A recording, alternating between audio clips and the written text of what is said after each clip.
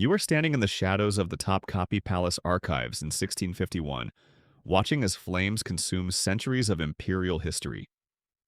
The acrid smoke burns your throat as you witness something that will haunt you forever. Document after document disappears into the fire: birth records, correspondence, portraits, even the marble inscriptions bearing her name.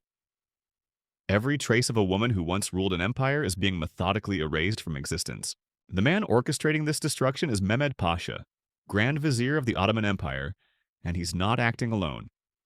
Behind him stands Sultan Mehmed IV, barely 10 years old, his young face illuminated by the dancing flames. Together, they are committing what might be the most systematic act of historical erasure in Ottoman history. They are burning every single record of Kösem Sultan, the boy's own grandmother, the woman who had been the most powerful person in the empire for over 40 years. But this isn't just about family rivalry or political revenge. This is about something far more sinister: a calculated campaign to rewrite history itself, to ensure that future generations would never know the truth about the woman who had controlled sultans, toppled governments, and shaped the destiny of millions. What you're witnessing is the birth of Ottoman silence tactics, a systematic approach to making inconvenient truths disappear forever. Before diving into this forgotten story of power and erasure, if you enjoy learning about the hidden truths of history, consider hitting that like button and subscribing for more content like this. Please comment below to let me know where you're listening from. I find it incredible that we're exploring these dark chapters together from different parts of the world, connected across time and space by our shared curiosity about the past.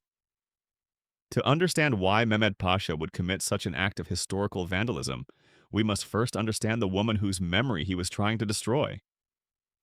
Kosam Sultan was no ordinary royal mother. She was the architect of Ottoman power for nearly half a century, a woman who had risen from slavery to become the unofficial ruler of the world's most powerful empire. Her story reads like something from a political thriller, except every word of it is true. Born around 1589, she arrived at the Ottoman court as a young Greek girl, torn from her family and sold into slavery. Her original name is lost to history, perhaps another deliberate erasure, but we know she was renamed Kosam, meaning leader of the flock. The irony of this name would become apparent decades later when she would indeed lead not just the imperial harem, but the entire empire. The Ottoman system was designed to prevent exactly what Kosam would eventually achieve. The empire's founders had created elaborate checks and balances to ensure that no single person could accumulate too much power. The Sultan was meant to be advised by the Grand Vizier and the Imperial Council. The military was divided into competing corps to prevent coups. Even the royal family was structured to prevent dynasties from becoming too entrenched. Princes were expected to compete for the throne, with the winner typically executing his brothers to prevent civil war. But the system had one fatal flaw: it didn't account for the power of mothers. In Ottoman culture, the mother of the reigning sultan, the Valid Sultan, held a unique position. She was the only person who could approach the sultan without permission, the only one who could challenge his decisions without fear of immediate execution. What the system's architects never imagined was that a woman brilliant and ruthless enough might use this position to accumulate power that rivaled or even exceeded that of the sultan himself.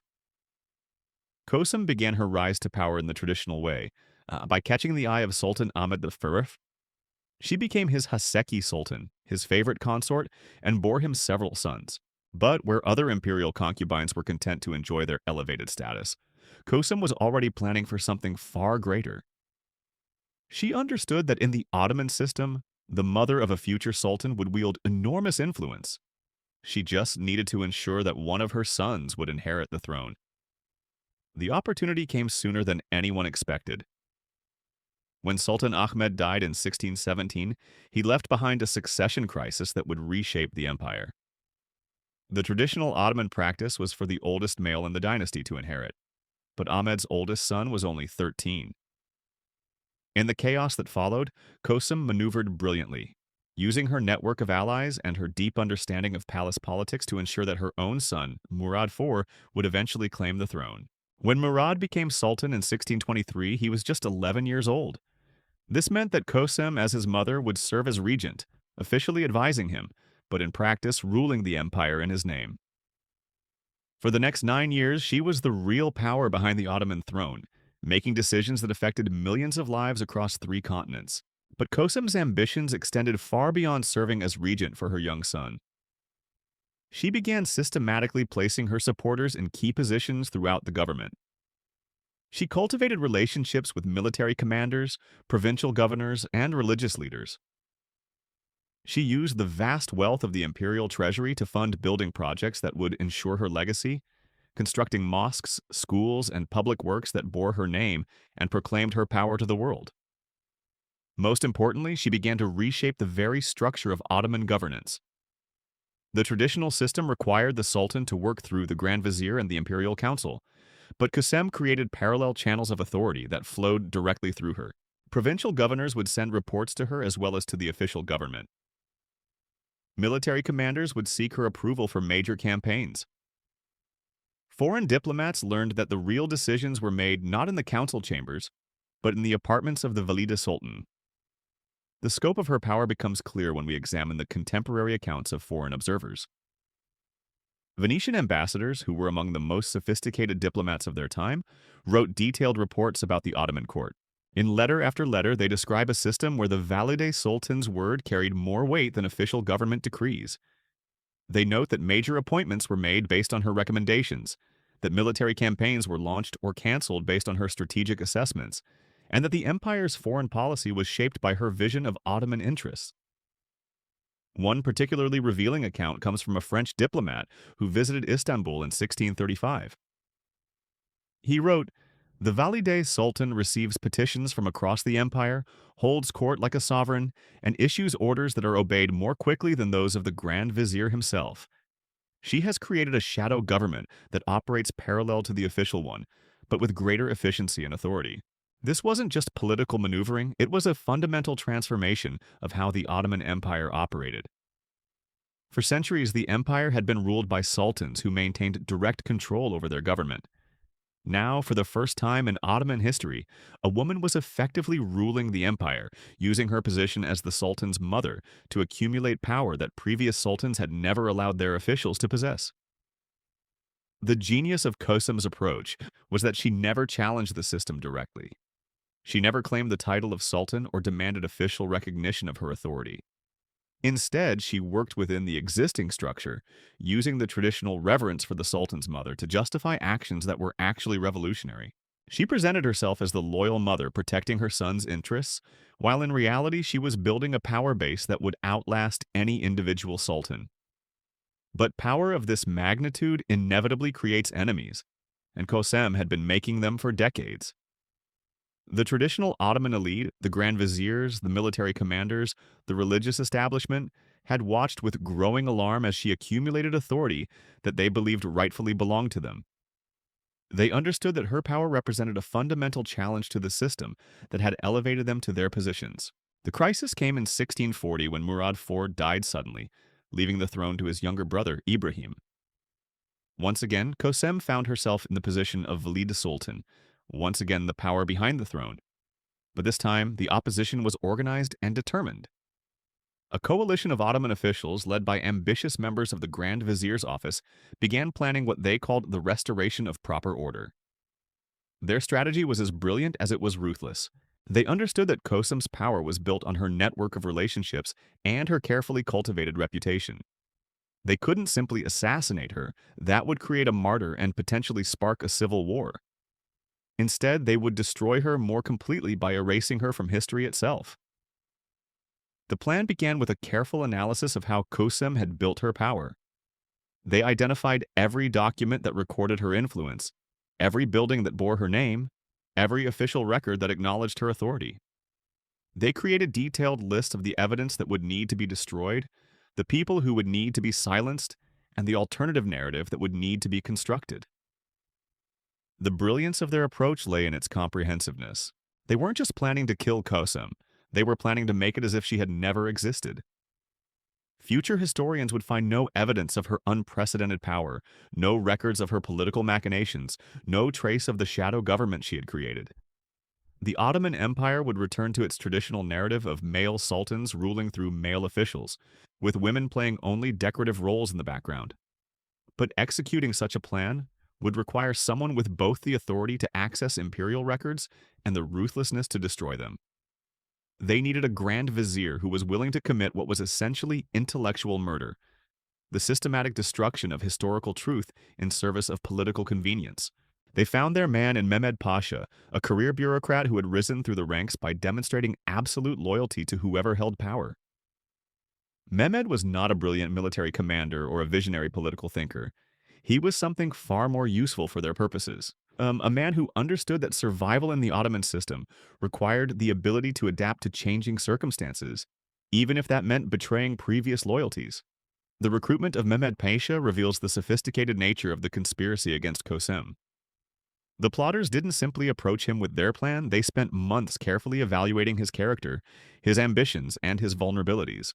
They identified him as someone who could be trusted to carry out orders without question, someone who valued his own position more than abstract principles of truth or loyalty. The approach was subtle and gradual. First, they began sharing intelligence with Mehmed about Kosem's activities, presenting her not as the legitimate Valid Sultan, but as a dangerous usurper who threatened the stability of the empire. They showed him documents that proved her influence over military appointments, her interference in foreign policy, and her accumulation of wealth that should have belonged to the imperial treasury. Gradually, they built a case that Kosam represented an existential threat to the Ottoman system. They argued that her unprecedented power was creating dangerous precedents that could lead to chaos and civil war. They painted her as a woman who had overstepped the boundaries of her position and needed to be stopped before she destroyed the empire from within. The final step in Mehmed's recruitment came when they offered him something he couldn't refuse: the promise of becoming the most powerful Grand Vizier in Ottoman history. They explained that once Kösem was removed and her historical record erased, the traditional system would be restored, with the Grand Vizier resuming his rightful position as the Sultan's primary advisor. Mehmed would not just be eliminating a political rival, he would be saving the empire and securing his own legacy as the man who restored proper order. What the conspirators understood, and what Mehmed accepted, was that controlling the historical record was just as important as controlling current events. In a world where legitimacy was based on precedent and tradition, the ability to shape how the past was remembered was the ultimate form of power. By erasing Kösem from history, they would ensure that future generations would never know that a woman had once ruled the Ottoman Empire, never understand that the system they inherited was built on a foundation of deliberate lies and systematic destruction of evidence. The plan they developed was breathtaking in its scope and chilling in its implications. They would not just kill Kösem, they would unmake her, removing every trace of her existence from the historical record, and they would do it with such thoroughness that even today, more than 370 years later, historians are still uncovering evidence of what was lost in those flames that consumed the Ottoman archives in 1651. The execution of their plan required meticulous timing and absolute secrecy. The conspirators understood that Kösem had spent decades building networks of informants throughout the palace. Servants, eunuchs, guards, and even members of the imperial council owed their positions to her patronage. A single whispered word in the wrong corridor could expose their entire operation and likely result in their own deaths. They began by identifying every physical location where evidence of Kösem's power might be stored. The imperial archives were the obvious target, but her influence extended far beyond official government documents. There were private letters exchanged with provincial governors, architectural plans for buildings she had commissioned, financial records showing payments to her supporters, and even artistic works that depicted her in positions of authority. The conspirators realized they were essentially planning to commit historical murder, not just the physical elimination of a person, but the intellectual assassination of her legacy. They would need to destroy not just documents, but memories, not just records, but the very idea that such a woman had ever existed. The first phase of their operation began months before Kösem's actual death. Working through intermediaries, they started a subtle campaign to undermine her historical record. Scribes who had documented her edicts were reassigned to distant provinces. Artists who had painted her portraits found their commissions mysteriously canceled. Building projects that bore her name were quietly halted or reassigned to other patrons. But the most insidious aspect of their campaign was how they began to rewrite contemporary records even while Kösem was still alive. Official chronicles that had previously acknowledged her role in major decisions were revised to credit the Sultan or his male advisors instead. Documents that recorded her meetings with foreign diplomats were altered to suggest these negotiations had been conducted by the Grand Vizier's office. Even routine administrative records were modified to remove references to her involvement in imperial governance. This wasn't just propaganda. It was a systematic attempt to gaslight an entire empire. People who had personally witnessed Kosem's power were suddenly confronted with official records that suggested their memories were false. Diplomats who had negotiated directly with her found their reports challenged by Ottoman officials who insisted that such meetings had never taken place. The psychological impact of this campaign was devastating. Kosam began to realize that her enemies weren't just planning to remove her from power, they were planning to erase her from history itself. She watched as her supporters were gradually isolated, as her achievements were credited to others, as her very existence was being systematically denied by the imperial bureaucracy. The genius of the conspirators' approach was that they understood the difference between power and authority. Kosam had accumulated enormous power through her network of relationships and her control over imperial resources. But authority, the legal and cultural framework that legitimized her actions, was something entirely different. By controlling the historical record, they could retroactively delegitimize everything she had accomplished. The technical aspects of their operation were as sophisticated as the political strategy. They had identified not just the documents that needed to be destroyed, but the specific methods that would be used for each type of material. Paper documents would be burned, but the ashes would be scattered to prevent any possibility of reconstruction. Stone inscriptions would be chiseled away and the surfaces reworked to remove any trace of the original text. Metal objects bearing her name would be melted down and recast. They even planned for the human element of their operation. Witnesses who had seen the documents being destroyed would themselves need to be silenced. Some would be transferred to distant provinces where they could never speak of what they had seen. Others would be offered promotions and wealth in exchange for their cooperation. The most dangerous witnesses, those who could not be bought or intimidated, would simply disappear. The role assigned to Mehmed Pasha in this operation was both crucial and deliberately limited.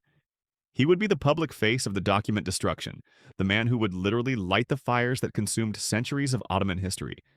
But he would not be the architect of the operation.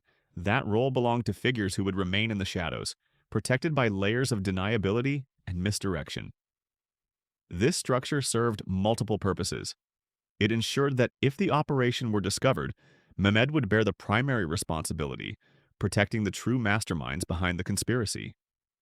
It also meant that Mehmed himself would never know the full scope of what was being destroyed. He would follow orders without understanding the complete picture of what he was helping to accomplish. The selection of specific documents for destruction followed a carefully developed protocol. The conspirators had created what they called the historical hierarchy, a ranking system that determined which records were most dangerous to their cause. At the top of the list were documents that explicitly acknowledged Kosem's political authority. Letters from foreign governments addressed to her, military reports seeking her approval, financial records showing her control over imperial resources. But they also understood that historical truth could survive even if the most obvious evidence were destroyed. They needed to eliminate not just the primary sources, but the secondary and tertiary evidence that future historians might use to reconstruct the story. This meant destroying routine administrative records that mentioned her in passing, architectural drawings that showed her involvement in building projects, and even financial ledgers that recorded payments to her supporters. The most challenging aspect of their operation was dealing with what they called distributed evidence, information that existed in multiple locations and couldn't be destroyed through a single operation. Letters that Kosem had sent to provincial governors, for example, existed not just in the imperial archives, but in the personal collections of their recipients. Destroying these documents would require a coordinated effort across the entire empire. To accomplish this, they created what was essentially a secret police force dedicated to historical revision. Agents were dispatched to every major city in the empire with orders to identify and destroy any documents that referenced Kosem's political activities. They were given broad authority to search private residences, confiscate personal papers, and eliminate any evidence that contradicted the official narrative being constructed. The operation extended beyond mere document destruction to encompass what modern intelligence services would recognize as a comprehensive disinformation campaign. New documents were created to replace those being destroyed. Forged letters that attributed Kosem's achievements to male officials, fabricated records that suggested she had never held real power, and entirely fictional accounts that portrayed her as a traditional, submissive royal mother. These forgeries were created with extraordinary attention to detail. The conspirators employed skilled scribes who could perfectly replicate the handwriting of deceased officials, artists who could create convincing aged parchment, and chemists who could produce inks that would appear to have been created decades earlier. The goal was not just to destroy the true historical record, but to replace it with a false one that would be accepted by future generations as authentic. The psychological warfare component of their operation was equally sophisticated. They understood that historical memory existed not just in documents, but in the minds of people who had witnessed events firsthand. These human repositories of inconvenient truth would need to be dealt with as systematically as the physical evidence. The campaign against human memory began with the systematic intimidation of palace staff who had worked closely with Kösem. Servants who had carried her messages were transferred to remote locations. Eunuchs who had served in her household were reassigned to duties that kept them isolated from other court personnel. Guards who had witnessed her meetings with foreign diplomats were quietly retired or simply disappeared. But intimidation alone wasn't sufficient. The conspirators understood that traumatic events could actually strengthen memory rather than weaken it. They needed to create conditions where people would actively choose to forget what they had seen, where remembering would become more painful than forgetting. They accomplished this through what they called memory poisoning, a systematic campaign to associate any recollection of Kosem's power with shame, guilt, and fear. Palace staff who mentioned her name found themselves subjected to harsh questioning about their loyalty to the current sultan. Anyone who spoke positively about her accomplishments was accused of harboring treasonous sympathies. Even private conversations between family members were monitored and reported. The result was a form of collective amnesia that spread through the palace like a psychological plague. People who had personally witnessed Kosem's power began to doubt their own memories, when those memories contradicted the official narrative being promoted by the conspirators. They started to convince themselves that perhaps she hadn't been as powerful as they remembered. Perhaps their recollections were confused or exaggerated. This campaign of memory manipulation was supported by the systematic promotion of alternative explanations for events that people remembered. If someone recalled Kösem making a particular decision, they were told that the decision had actually been made by the Sultan or his male advisors, and that Kösem had simply been present when it was announced. If they remembered her meeting with foreign diplomats, they were informed that she had only been serving tea while the real negotiations were conducted by proper officials. The brilliance of this approach was that it didn't require people to forget what they had seen. It only required them to reinterpret it in ways that supported the official narrative. A servant who had carried Kösem's orders to provincial governors could be convinced that he had actually been carrying the Sultan's orders and that Kösem had simply been the messenger. A guard who had seen her meeting with military commanders could be persuaded that she had only been present to offer hospitality, while the real business was conducted by male officials. The conspirators understood that memory is not a fixed recording, but a constantly evolving reconstruction influenced by current beliefs and social pressures. By controlling the social environment in which memories were recalled and discussed, they could gradually reshape how people understood their own experiences. The final phase of preparation involved creating what they called plausible alternatives, believable explanations for Kösem's elimination that would satisfy public curiosity without revealing the true scope of the conspiracy. They developed several different narratives that could be deployed depending on how events unfolded, each designed to portray her death as the natural result of palace politics, rather than the execution of a sophisticated plan to rewrite history. These alternative narratives were crafted with the same attention to detail that characterized the rest of their operation. They included specific details about palace rivalries, personal conflicts, and political disagreements that would make the stories seem authentic to anyone who investigated them. They even planted evidence to support these false narratives, creating a web of misleading clues that would confuse future historians and obscure the truth about what had really happened. As the moment of execution approached, Mehmed Pasha found himself at the center of an operation whose full scope he was only beginning to understand. He had been recruited as a tool for destroying documents, but he was actually participating in something far more ambitious, a systematic attempt to rewrite the history of the Ottoman Empire and eliminate all evidence that a woman had once ruled the world's most powerful state. The weight of what he was about to do pressed down on him like a physical burden. He understood that he was about to commit an act of historical vandalism that would echo through the centuries. Yet he also understood that his own survival depended on perfect execution of the plan. In the ruthless world of Ottoman politics, hesitation was often fatal, and moral qualms were a luxury that ambitious men could not afford. The stage was set for what would become one of history's most systematic attempts to erase a human being from the historical record. The flames that would soon consume the Ottoman archives would destroy more than just documents. They would eliminate the evidence of a woman's unprecedented rise to power and create a void in history that would take centuries to begin to understand. The night of March 15th, 1651, marked the beginning of the most audacious act of historical revisionism in Ottoman history. As darkness fell over Istanbul, teams of carefully selected operatives took their positions throughout the vast complex of Topkapi Palace. In the imperial archives, Mehmed Pasha stood surrounded by centuries of carefully preserved documents, each one a thread in the tapestry of Ottoman history.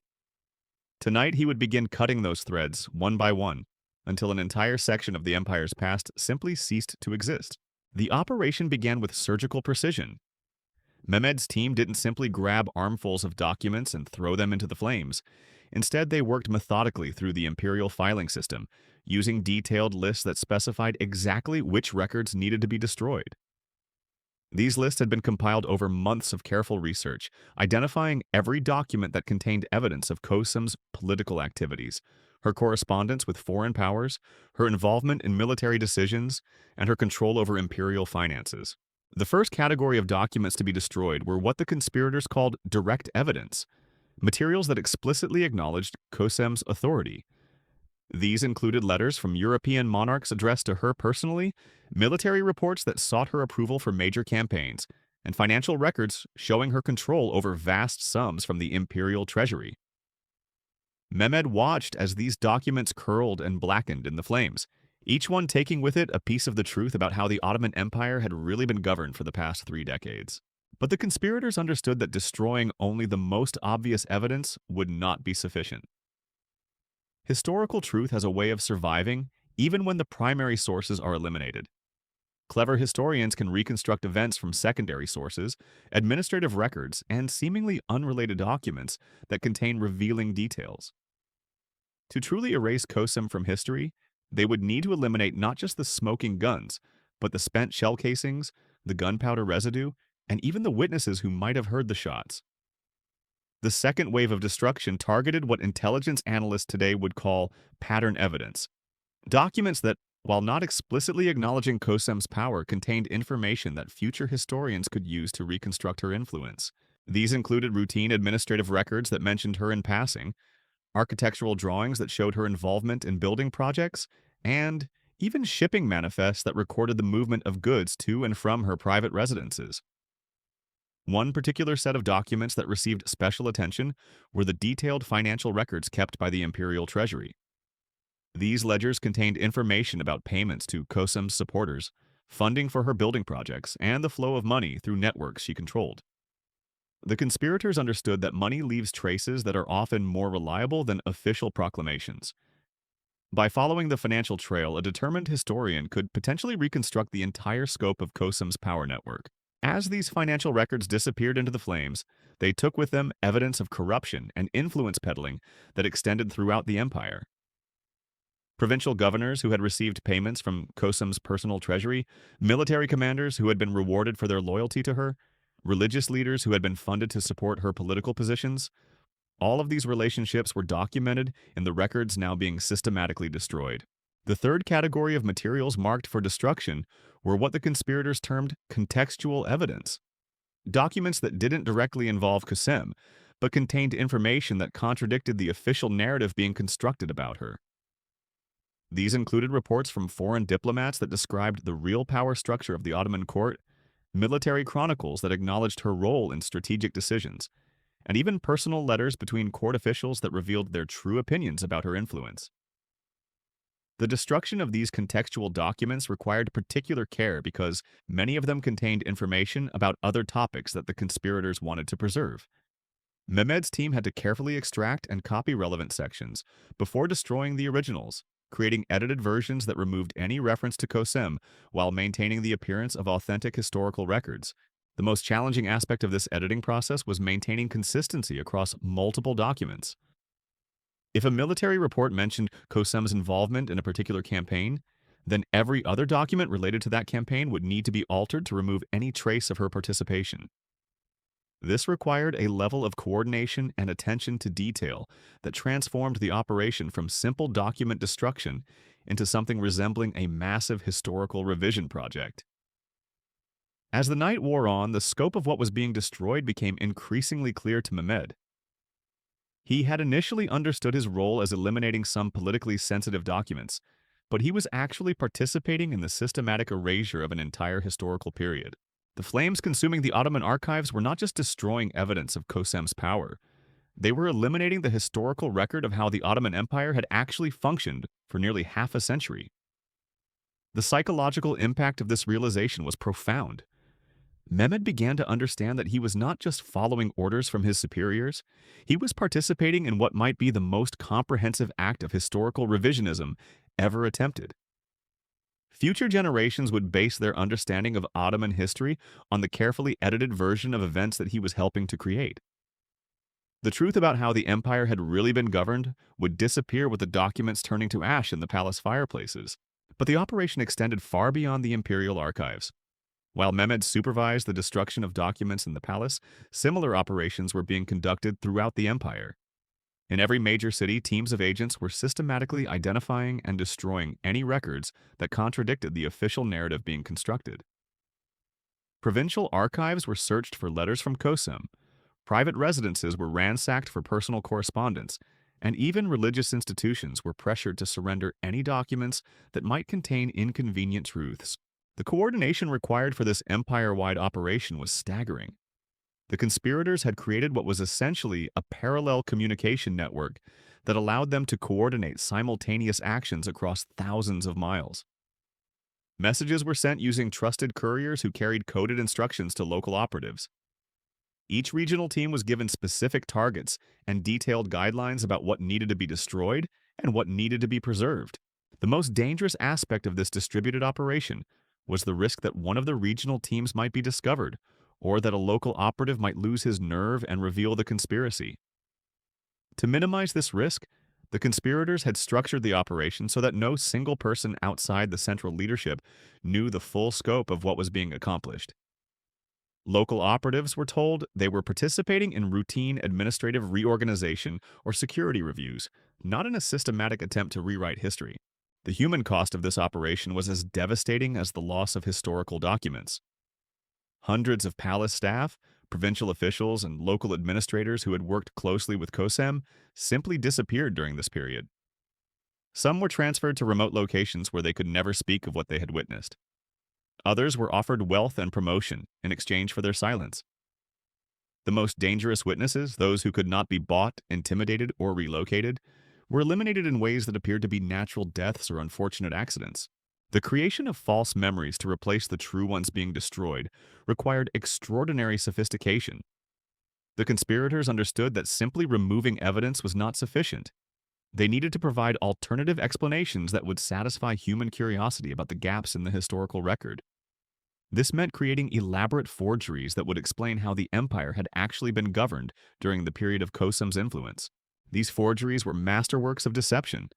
Skilled scribes created documents that appeared to be decades old, using authentic parchment, period-appropriate inks, and writing styles that perfectly matched those of deceased officials. The content of these fabricated documents was carefully crafted to provide plausible explanations for events that people remembered, while attributing all decision-making authority to male officials who had actually been operating under Kosem's direction. The most challenging forgeries were those that had to explain the massive building projects that Kosem had commissioned throughout the empire. Mosques, schools, hospitals, and public works that bore her name and proclaimed her power to anyone who could read the inscriptions. These physical monuments to her influence could not simply be destroyed without raising questions. So the conspirators created elaborate false histories that attributed these projects to male patrons who had supposedly used Kosem as a figurehead. The process of altering these physical monuments was as systematic as the destruction of documents. Stone inscriptions were carefully chiseled away and replaced with new texts that credited male officials with the construction. Architectural details that referenced Kosem's involvement were modified or removed entirely. Even the internal layouts of buildings were sometimes altered to eliminate rooms or features that had been specifically designed to accommodate her political activities. The psychological warfare component of the operation required the most delicate touch. The conspirators understood that traumatic events could actually strengthen memory rather than weaken it, so they needed to create conditions where people would choose to forget what they had seen rather than being forced to do so. This meant associating any recollection of Kosem's power with shame, fear, and social ostracism. Palace staff who mentioned her name found themselves subjected to harsh questioning about their loyalty to the current sultan. Anyone who spoke positively about her accomplishments was accused of harboring treasonous sympathies. Even private conversations between family members were monitored and reported, creating an atmosphere of paranoia where people began to police their own thoughts and memories. The result was a form of collective amnesia that spread through the palace like a psychological contagion. People who had personally witnessed Kosem's power began to doubt their own memories when those memories contradicted the official narrative being promoted by the conspirators. They started to convince themselves that perhaps she hadn't been as powerful as they remembered. Perhaps their recollections were confused or exaggerated. This campaign of memory manipulation was supported by the systematic promotion of alternative explanations for events that people remembered. If someone recalled Kosam making a particular decision, they were told that the decision had actually been made by the Sultan or his male advisors, and that Kosam had simply been present when it was announced. If they remembered her meeting with foreign diplomats, they were informed that she had only been serving refreshments while the real negotiations were conducted by proper officials. The brilliance of this approach was that it didn't require people to forget what they had seen. It only required them to reinterpret it in ways that supported the official narrative. A servant who had carried Kosem's orders to provincial governors could be convinced that he had actually been carrying the Sultan's orders, and that Kosem had simply been the messenger.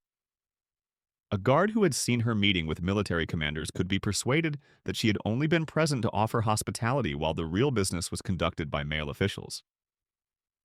The conspirators understood that memory is not a fixed recording, but a constantly evolving reconstruction influenced by current beliefs and social pressures.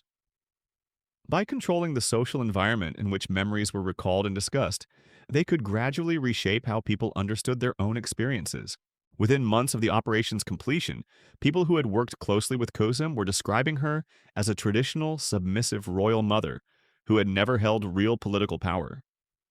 The international dimensions of the operation required careful coordination with Ottoman diplomatic missions throughout Europe. Foreign courts had extensive records of their interactions with Kosem, including letters she had sent, gifts she had given, and negotiations she had conducted. These documents existed outside Ottoman territory and could not be destroyed through direct action, but they could be discredited through sophisticated disinformation campaigns. Ottoman ambassadors were instructed to inform their European counterparts that previous communications attributed to Kosem had actually been forgeries created by political enemies seeking to embarrass the empire. They claimed that she had never held real authority and that any documents suggesting otherwise were fabrications designed to make the Ottoman court appear weak and divided. This explanation was particularly effective because it played on European prejudices about Islamic societies and the supposed impossibility of women holding political power in Muslim cultures. The success of this international disinformation campaign was remarkable. Within a few years, European diplomatic archives contained notes questioning the authenticity of documents that had previously been accepted as genuine. Historians began to doubt their own sources, and the European understanding of Ottoman politics was gradually revised to conform to the false narrative being promoted by the conspirators. The operation's success depended on maintaining absolute secrecy about its true scope and purpose. Even Mehmed Pasha, who was directly supervising the destruction of documents, was not told about the parallel operations being conducted throughout the empire.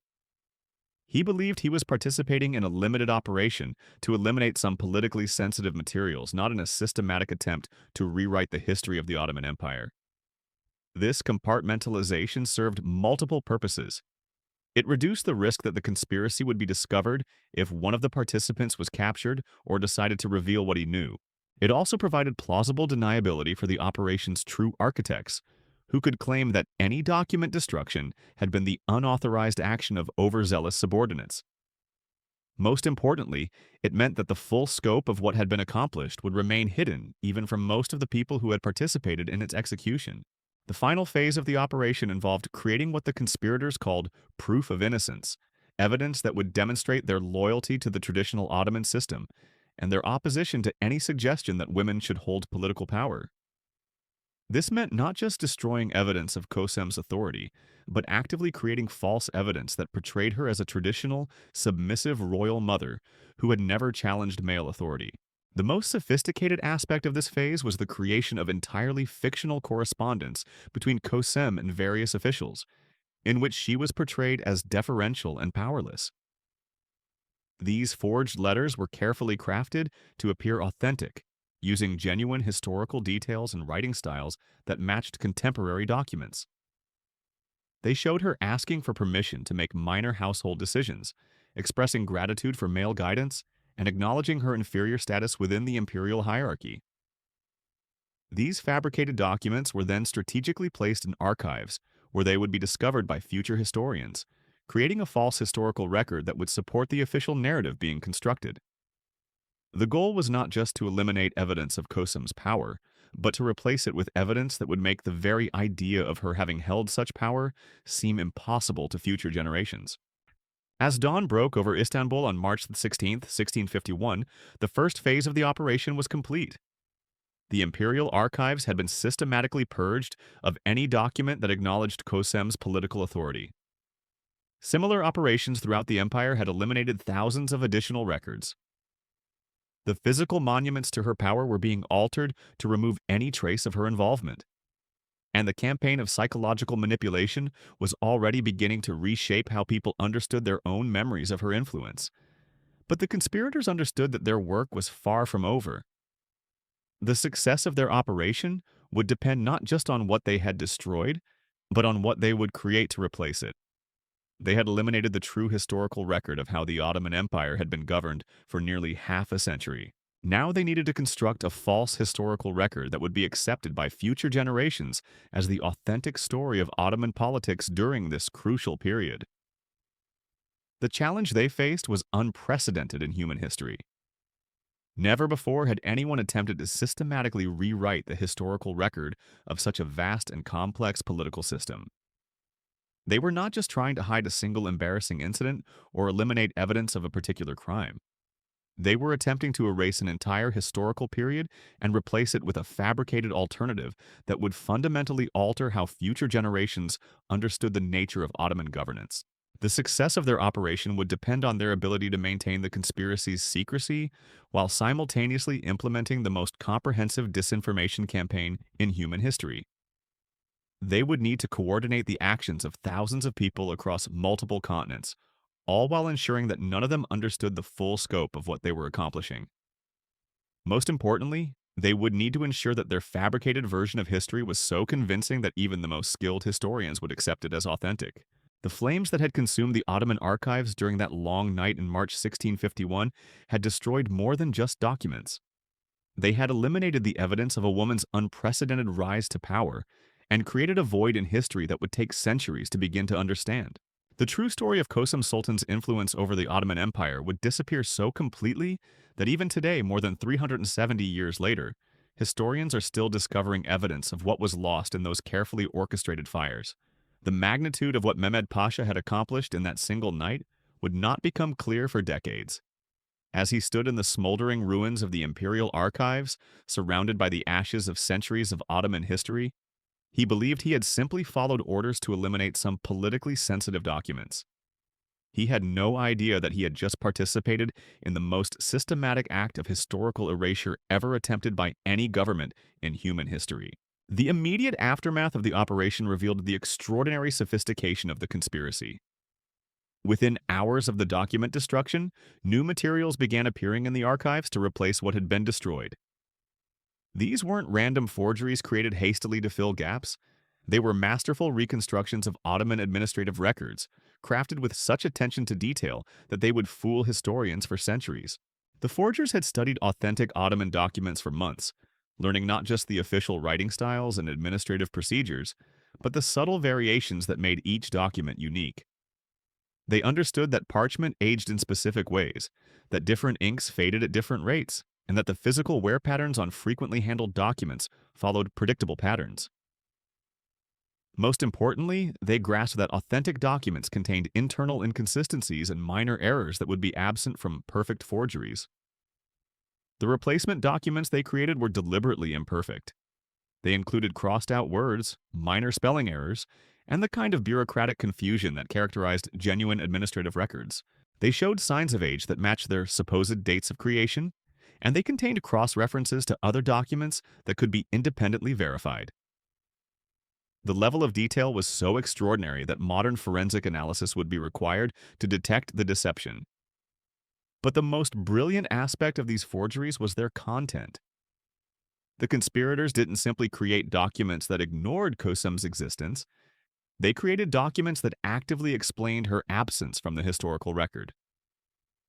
According to these fabricated materials, she had been a traditional, reclusive royal mother who had deliberately avoided political involvement.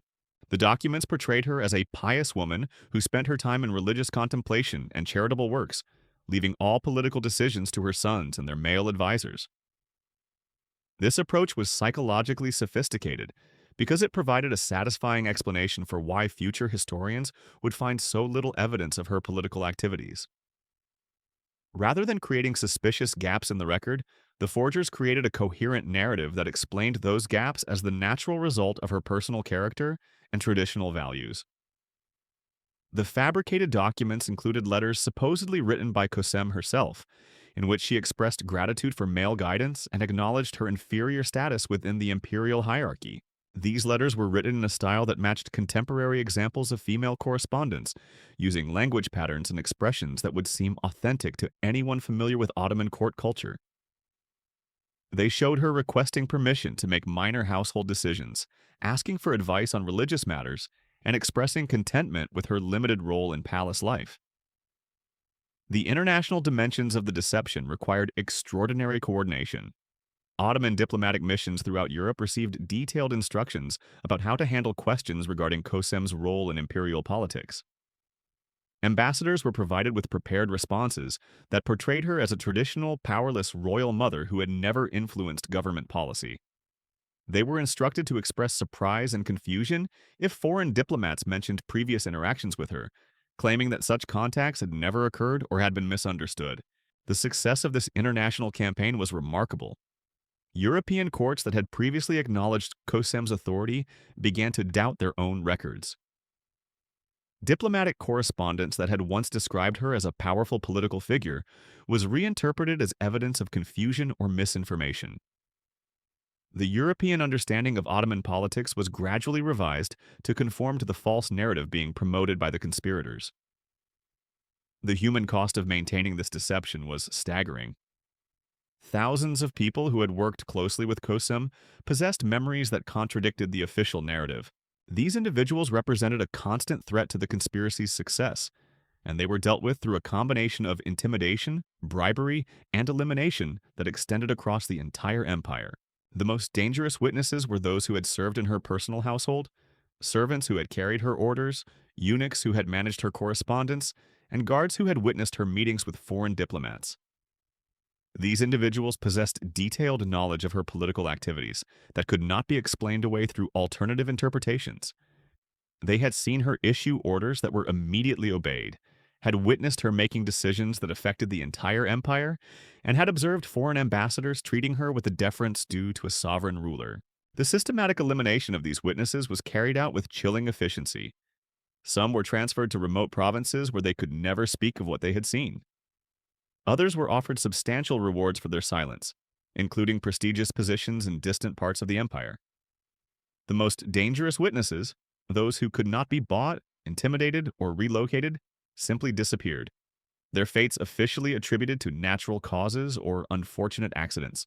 The psychological manipulation of surviving witnesses was equally systematic. Palace staff who had worked closely with Kösem were subjected to intensive questioning designed to make them doubt their own memories. They were told that their recollections were confused, that they had misunderstood what they had witnessed, and that their loyalty to the current sultan required them to accept the official version of events. The process of memory manipulation was gradual and sophisticated. Rather than demanding immediate acceptance of a completely different narrative, the conspirators introduced small changes that gradually accumulated into a wholesale revision of how people understood their own experiences. A servant who remembered carrying Kosem's orders to provincial governors was told that he had actually been carrying the sultan's orders, with Kosem serving only as an intermediary. A guard who had seen her meeting with military commanders was convinced that she had only been present to offer hospitality, while the real business was conducted by male officials. The brilliance of this approach was that it didn't require people to forget what they had seen. It only required them to reinterpret it in ways that supported the official narrative. The basic facts of their memories could remain unchanged while their understanding of those facts was completely transformed. This made the deception much more psychologically acceptable and reduced the risk that witnesses would rebel against the false narrative being imposed on them. The campaign of memory manipulation was supported by the creation of alternative explanations for every major event that people remembered. If someone recalled Kosem making a particular decision, they were provided with detailed accounts of how that decision had actually been made by the Sultan or his male advisors, with Kosem's involvement being purely ceremonial. If they remembered her meeting with foreign diplomats, they were given elaborate explanations of how such meetings had been conducted through proper channels, with Kosem serving only as a hostess. These alternative explanations were crafted with extraordinary attention to detail. They included specific information about dates, locations, and participants that could be verified through other sources. They incorporated genuine historical facts that made the false narratives seem more credible. Most importantly, they were designed to make people feel that their original memories had been confused or incomplete rather than entirely false. The success of this psychological campaign was so complete that within a few years, people who had worked closely with Kosem were describing her as a traditional, submissive royal mother who had never held real political power. Their memories of her authority had been so thoroughly reinterpreted that they genuinely believed the official narrative they had been taught to accept. The physical evidence of Kosem's power posed a different challenge. Throughout the empire, there were buildings, monuments, and public works that bore her name and proclaimed her authority to anyone who could read the inscriptions. These physical monuments could not simply be destroyed without raising questions, so the conspirators developed an elaborate program of historical revision that attributed these projects to male patrons who had supposedly used Kosem as a figurehead. The process of altering these physical monuments was as systematic as the destruction of documents. Stone inscriptions were carefully chiseled away and replaced with new texts that credited male officials with the construction. Architectural details that referenced Kosem's involvement were modified or removed entirely. Even the internal layouts of buildings were sometimes altered to eliminate rooms or features that had been specifically designed to accommodate her political activities. The most challenging alterations involved the Great Mosque complex that Kosem had commissioned in Istanbul. This massive project had been widely recognized as her personal achievement, and its construction had been documented in numerous contemporary accounts. The conspirators could not simply deny its existence or attribute it to someone else without creating obvious contradictions in the historical record. Instead, they developed an elaborate false history that portrayed the mosque as a project initiated by her deceased husband, Sultan Ahmed III, with Kosem serving only as the executor of his wishes. New documents were created that showed Ahmed planning the mosque before his death, with detailed architectural specifications and funding arrangements that made the false narrative seem credible. The mosque's inscriptions were altered to credit Ahmed with its conception, while acknowledging Kosem only as the dutiful widow who had carried out his plans. The success of this architectural deception was so complete that for centuries, historians accepted the false narrative about the mosque's origins. It was only in the 20th century that careful analysis of the building's construction techniques and architectural details revealed inconsistencies that suggested the official history was fabricated. The financial aspects of the conspiracy required equally sophisticated manipulation. Kosem had controlled vast sums from the imperial treasury, and her expenditures had been documented in detailed financial records. The destruction of these records created obvious gaps in the imperial accounts that could have raised suspicions about what had been hidden. The conspirators addressed this challenge by creating false financial records that showed the money being spent on projects that were actually controlled by male officials. They fabricated elaborate accounting systems that made it appear that Kosam had never had independent access to imperial funds, but had only managed money that had been allocated to her by her sons and their advisors. These financial forgeries were particularly challenging because they had to be consistent with other records that were being preserved. The conspirators had to ensure that their fabricated accounts balanced with genuine records of tax collection, military expenditures, and other imperial expenses. This required a level of coordination and mathematical precision that transformed the financial aspects of the operation into something resembling a massive accounting fraud. The creation of false financial records also served to explain away the extensive network of supporters that Kosam had built throughout the empire. Provincial governors who had received payments from her personal treasury were now shown as having been funded through official channels. Military commanders who had been rewarded for their loyalty to her were portrayed as having received standard imperial bonuses. Religious leaders who had been paid to support her political positions were depicted as recipients of routine charitable donations. The international financial dimensions of the deception were equally complex. Kosam had maintained extensive trade relationships with European merchants and had accumulated substantial wealth through these commercial activities. The records of these transactions existed not just in Ottoman archives, but in European commercial records that could not be directly controlled by the conspirators. The solution was to create false documentation that portrayed these commercial activities as having been conducted on behalf of male family members, with Kosam serving only as a nominal figurehead. European merchants who had dealt directly with her were contacted by Ottoman agents who explained that previous transactions had been misunderstood, and that the real authority had always rested with male officials who had used her as an intermediary. The success of this commercial deception was facilitated by European prejudices about the role of women in Islamic societies. European merchants found it easy to believe that they had been mistaken about Kosem's authority, and that the real power had always been held by the men behind her. This cultural bias made the false narrative more credible, and reduced the likelihood that European commercial records would contradict the official Ottoman version of events. The religious dimensions of the conspiracy required particularly delicate handling. Kosam had been a major patron of Islamic institutions throughout the empire, and her religious activities had been extensively documented by scholars and clerics who had benefited from her support. These religious figures possessed detailed knowledge of her charitable works and her influence over religious appointments that could not be easily explained away. The conspirators addressed this challenge by creating a false narrative that portrayed Kosam's religious activities as having been conducted under the guidance and supervision of male religious authorities. They fabricated documents that showed her requesting permission for charitable donations, seeking advice on religious matters, and acknowledging the superior authority of male clerics in all spiritual affairs.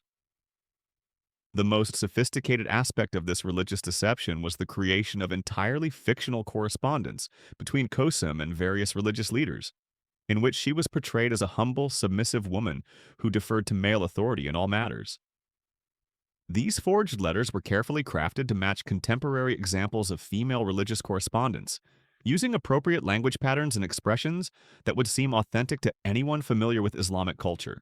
The success of this religious deception was so complete that within a generation, Islamic scholars were describing Kosam as a model of traditional female piety who had never overstepped the boundaries of her proper role. Her transformation from a powerful political figure into a saintly, submissive woman became one of the most enduring aspects of the false narrative created by the conspirators. The cultural impact of the conspiracy extended far beyond the immediate political consequences. By erasing evidence of Kosem's power and replacing it with a false narrative of female submission, the conspirators fundamentally altered how Ottoman society understood the relationship between gender and political authority. The very possibility that a woman might hold real political power was eliminated from the collective memory of the empire. This cultural transformation had profound implications for subsequent generations of Ottoman women. The false narrative created by the conspirators became the template for how royal women were expected to behave, and it was used to justify restrictions on female political participation that had not existed during Kosem's lifetime. The conspiracy's success in erasing her from history created a cultural amnesia that made it difficult for later women to imagine, much less achieve, similar levels of political influence. The long-term consequences of this cultural manipulation were devastating. Ottoman society lost not just the memory of Kösem's individual achievements, but the understanding that women were capable of effective political leadership. The false narrative created by the conspirators became so deeply embedded in Ottoman culture that it was accepted as historical truth for centuries, shaping attitudes about gender roles that persisted long after the empire's collapse. The technical aspects of maintaining the conspiracy over time required constant vigilance and ongoing manipulation. New documents continued to be discovered that contradicted the official narrative, and these had to be either destroyed or reinterpreted in ways that supported the false history. Witnesses who had initially accepted the official version of events sometimes began to remember details that challenged the fabricated narrative, and these individuals had to be dealt with through renewed campaigns of intimidation and manipulation. The conspirators established what was essentially a permanent office dedicated to historical revision, with agents stationed throughout the empire who were responsible for identifying and eliminating any evidence that threatened the false narrative. These agents had broad authority to confiscate documents, interrogate witnesses, and take whatever actions were necessary to maintain the conspiracy's success. The most challenging aspect of this ongoing operation was dealing with foreign sources of information that lay outside Ottoman control. European archives contained documents that contradicted the official narrative, and European scholars occasionally published works that challenged the false history. These external threats required sophisticated diplomatic and intelligence operations designed to discredit inconvenient sources and promote the official Ottoman version of events. The success of these international operations was remarkable. European scholars who had previously accepted the authenticity of documents describing Kosam's power began to doubt their own sources. Academic works that had acknowledged her political influence were revised in later editions to conform to the false narrative. The European understanding of Ottoman history was gradually transformed to match the fabricated version being promoted by the conspirators. The psychological toll of maintaining such an elaborate deception was enormous. Many of the people involved in the conspiracy began to experience what modern psychologists would recognize as cognitive dissonance, the mental stress that results from holding contradictory beliefs simultaneously. They knew the truth about what they had done, but they also had to live with the false narrative they had created. Some conspirators dealt with this psychological pressure by convincing themselves that their actions had been necessary for the good of the empire. They developed elaborate justifications for the historical revision, arguing that Kosem's power had been illegitimate and that restoring the traditional narrative was actually correcting a historical falsehood rather than creating one. Others found the psychological burden unbearable and sought to confess their involvement in the conspiracy. These individuals represented a constant threat to the operation's security, and they were dealt with through a combination of psychological manipulation, physical intimidation, and, when necessary, elimination. The conspiracy's survival required that its participants remain committed to the false narrative they had created, regardless of the personal cost. The most tragic aspect of the conspiracy's success was how completely it achieved its goals. Within a generation, the false narrative about Kosem had become so deeply embedded in Ottoman culture that it was accepted as historical truth by people who had never heard of the original conspiracy. The memory of her unprecedented power was so thoroughly erased that even the possibility of such female authority seemed impossible to later generations. The technical sophistication of the historical revision was so advanced that it would not be matched again until the development of modern propaganda techniques in the 20th century.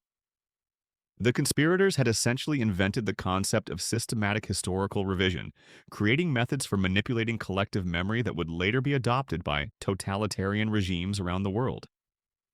The success of their operation demonstrated that with sufficient resources, coordination, and ruthlessness, it was possible to fundamentally alter how entire societies understood their own history. The techniques they developed for destroying evidence, manipulating witnesses, and creating false narratives would serve as a template for future attempts at historical revision. But perhaps the most chilling aspect of their success was how invisible it remained. The conspiracy was so effective that for centuries, no one suspected that the official history of the Ottoman Empire had been systematically falsified. The false narrative about Kosem became the accepted truth, and the evidence of the conspiracy itself was hidden so thoroughly that it would take modern historians using advanced forensic techniques to begin uncovering what had really happened. The flames that had consumed the Ottoman archives on that night in 1651 had achieved something that their creators could hardly have imagined. They had not just destroyed documents, they had created a void in human knowledge that would persist for centuries. The true story of Kosam Sultan's unprecedented rise to power would remain hidden, buried beneath layers of fabricated evidence and false memories, waiting for future generations to discover the magnitude of what had been lost.